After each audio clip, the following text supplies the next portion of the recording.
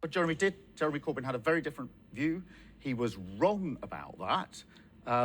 And I spoke out at the time and said he was wrong about that. That you were part of his front bench team, you ran on a ticket to make him Prime Minister, and when on this most fundamental of issues, the country's security, you're saying all along you thought he was wrong. Well, he was wrong about NATO. He was wrong in relation to the Salisbury poisoning incident where he didn't respond appropriately. I said so at the time.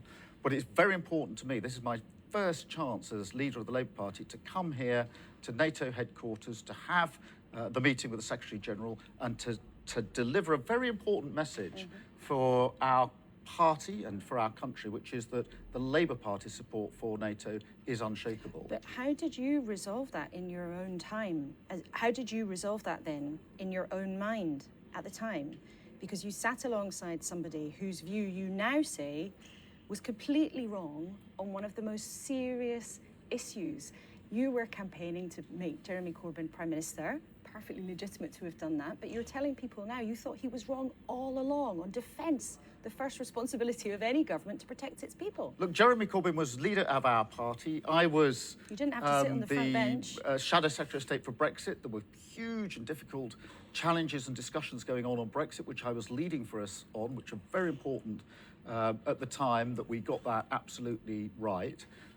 And, you know, I'm here with a very, very clear message about the Labour Party reasserting our belief in NATO and our unshakable support of NATO. But it is relevant to look, though, at your own record. Some of your colleagues left the front bench and spoke against that position. They spoke against his attitude to NATO from the back benches.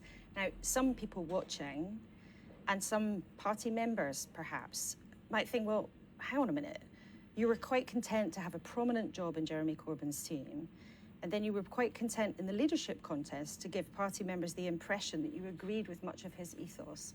And now here we are, some years later, you saying with, you know, what seems like genuine conviction, you thought he was wrong all along. Well, I don't think anyone can suggest I've changed my view on this because I spoke out at the time.